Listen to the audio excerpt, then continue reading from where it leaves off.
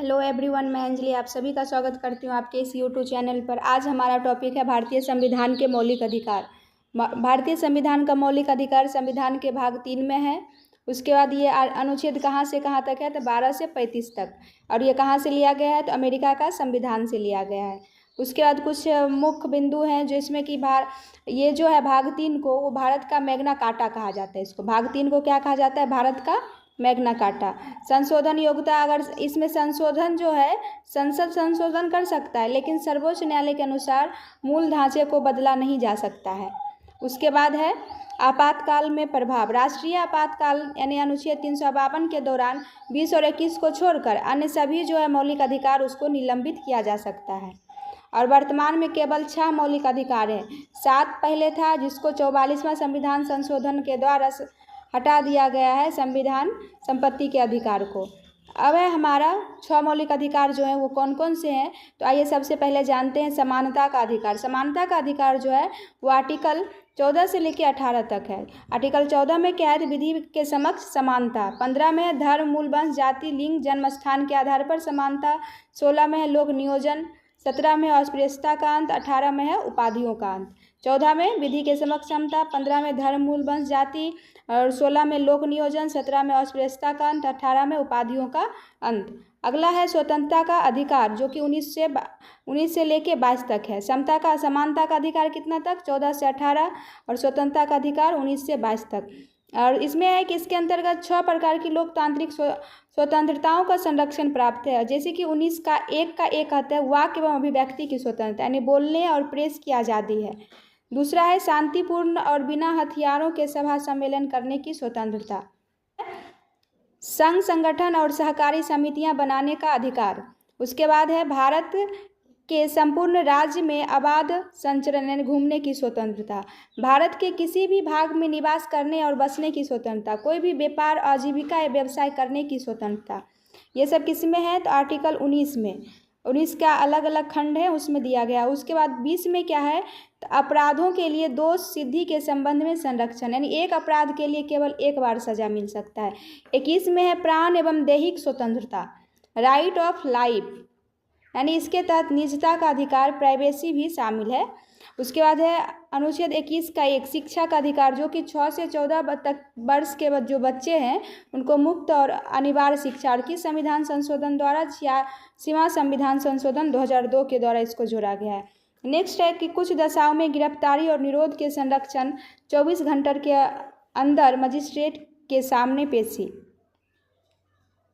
उसके बाद तीसरा है, पहला क्या था, समानता का अधिकार, दूसरा था स्वतंत्रता का अधिकार। अब तीसरा है शोषण के विरुद्ध अधिकार, जो कि 23 और 24 है। 23 में है मानव तस्करी और बेगार बिना वेतन काम करने पर बलपूर्वक जो है श्रम पर पूरी तरह रोक। उसके बाद 24 में है खानाओं या अन्य जोखिम वाले कार्यों में 14 वर्ष से कम आयु के बच्चों के नियोजन का प्रतिबंध, यानी 14 वर्ष से कम आयु के बच्चे होंगे उनको कारखानाओं में काम करने से वंचित किया गया है।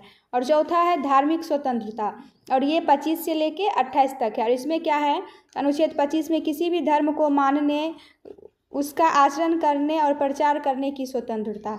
26 में धार्मिक मामलों के प्रबंध और संस्थाओं की स्थापना करने की स्वतंत्रता। 27 में किसी विशिष्ट धर्म की अभिवृद्धि के लिए कर देने की मुक्ति। और 28 में है पूर्णतः सरकारी खर्च पर चल रहे शिक्षण संस्थानों में धार्मिक शिक्षा देने पर रोक। 5वां है संस्कृति और शिक्षा संबंधी अधिकार, 29 और 30।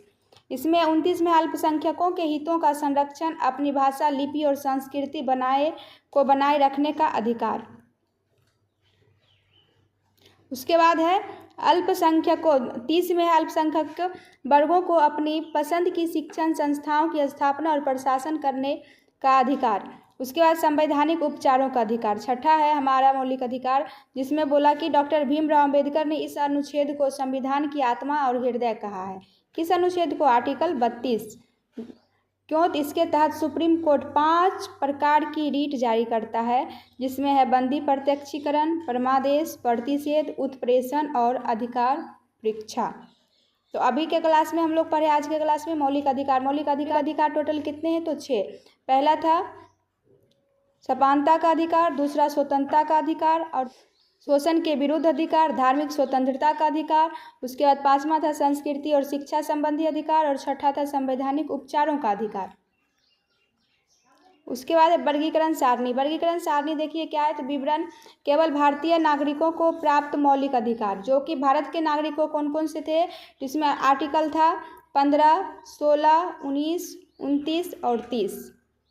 उसके बाद भारतीय और विदेशी दोनों नागरिकों को जो अधिकार प्राप्त था उसमें था 14, 20, 21, 21 का ए, 22, 23, 24, 25, 26, 27 और 28। अधिकारों पर विचार करने वाली परामर्श समिति के अध्यक्ष कौन थे? पहला ऑप्शन है डॉक्टर भीमराव अंबेडकर, दूसरा है जवाहरलाल नेहरू, तीसरा है सरदार वल्लभ भाई पटेल और चौथा है जेबी कृपलानी। तो पहला इसका सही आंसर क्या हो जाएगा? सरदार वल्लभ भाई पटेल।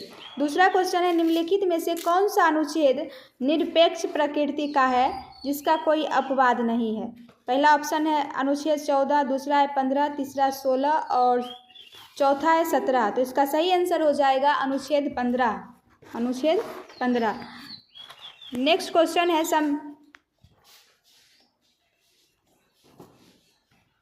बात नहीं करो, दिया गड़बड़ा देता है, तुम लोग बात करो, चुपचाप रहो।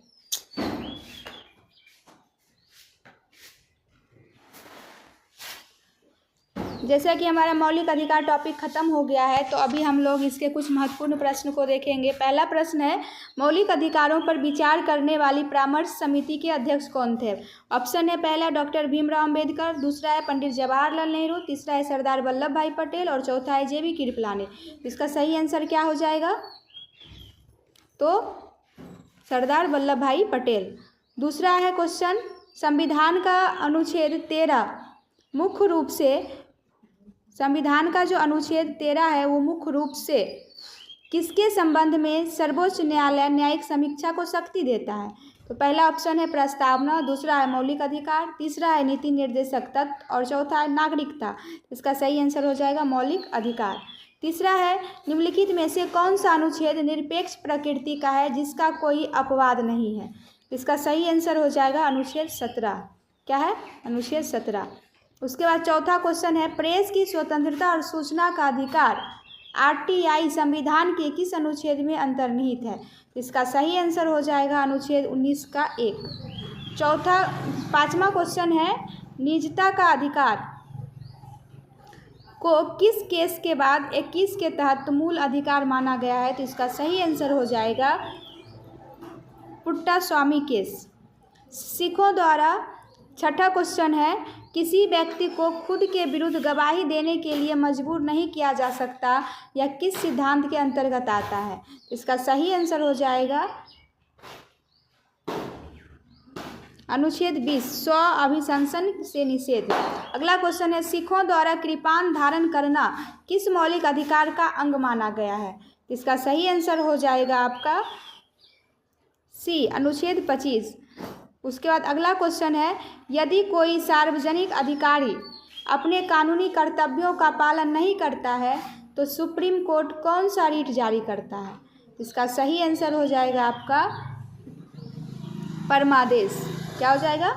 परमादेश। और अगला क्वेश्चन है संपत्ति के अधिकार को वर्तमान में किस अनुच्छेद के तहत रखा गया है और इसकी प्रकृति क्या है? इसका आंसर आप लोग कमेंट बॉक्स में बताएंगे कि इसका सही आंसर क्या होगा। एक 9 नंबर का और एक 10 नंबर का। 10 नंबर का क्वेश्चन क्या है कि निम्नलिखित में से कौन सा अनुच्छेद विदेशी नागरिकों को प्राप्त नहीं है? अभी हम पीछे बताए थे कि कौन कौन विदेशी को है और कौन कौन भारत को है और कौन कौन दोनों को है। तो आप इसका भी आंसर कमेंट बॉक्स में करें।